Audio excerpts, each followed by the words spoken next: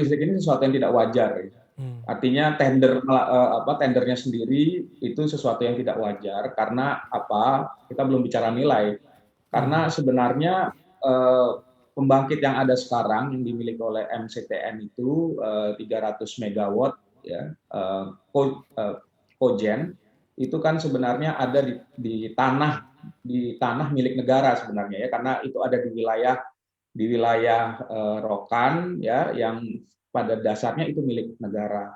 Yang kedua juga mereka selama ini lebih dari 20 tahun lebih beroperasi untuk menyediakan dengan melakukan jual beli tenaga listrik dengan Chevron Pacific ya, mengelola blok Rokan.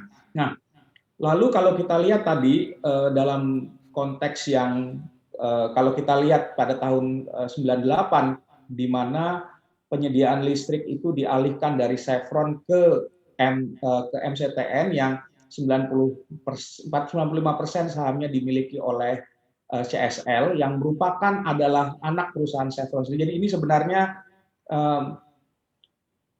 mereka saling terafiliasi begitu ya. Dan kalau dilihat kalau menurut informasi dari SKK Migas yang ini perlu ditelusuri lebih jauh ya, setiap tahun itu kontrak listrik yang dibayarkan dari Chevron Pacific ke MCTN itu nilainya mencapai 80 juta dolar, dan ini kan yang dibebankan ke cost recovery gitu ya. Jadi kalau kita lihat dari ini saja sebenarnya nilai asetnya itu antara 190 sampai 200 juta dolar, setiap tahun tagihan listriknya mencapai 80 juta dolar, dan ini perlu dilihat apakah itu wajar atau tidak ya untuk penjualan listrik maupun gas ya, uap maksudnya. Dan ini kita perlu lihat sebenarnya. Nah, sekarang ketika sudah akan berakhir ya dan akan diambil alih pada bulan Agustus nanti, lelangnya itu senilai 300 juta dolar. Ini kan sesuatu yang tidak wajar begitu. Jadi kalau saya melihat memang perlu ada penelusuran lebih lanjut begitu ya, karena memang idealnya pembangkit itu kan melayani Chevron ya. Dia tidak melayani pihak lain.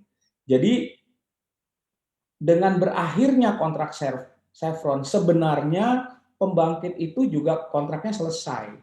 Gitu. Apalagi selama ini investasinya itu sudah dibayarkan lewat cost recovery, dan tidak hanya investasinya, ada keuntungan yang diterima oleh pemilik MCTN yang tadi 95% adalah CSL yang merupakan afiliasi dari Chevron gitu ya, atau anak perusahaan dari Chevron.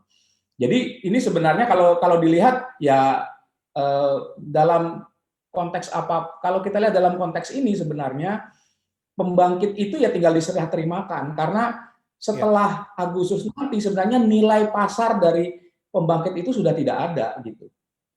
Memang dia punya nilai strategis, apa nilai strategis, dan ini yang dipakai ya, karena buat PLN untuk menyediakan pembangkit yang sama dalam waktu yang cepat itu juga sedikit terkendala ya, kan butuh waktu untuk kalau tidak salah PLN bilang mereka butuh paling tidak 2 tahun untuk memasok itu, sehingga sebenarnya mengakuisisi pembangkit MCTN itu adalah sesuatu solusi yang paling logis sembari PLN menyiapkan jaringan untuk memasok Chevron. Kenapa? Karena dari sisi frekuensi peralatannya itu beda, karena mereka menggunakan frekuensi Amerika Serikat 60 Hz, sementara frekuensi listrik di Indonesia itu 50 Hz ya. Jadi memang butuh penyesuaian.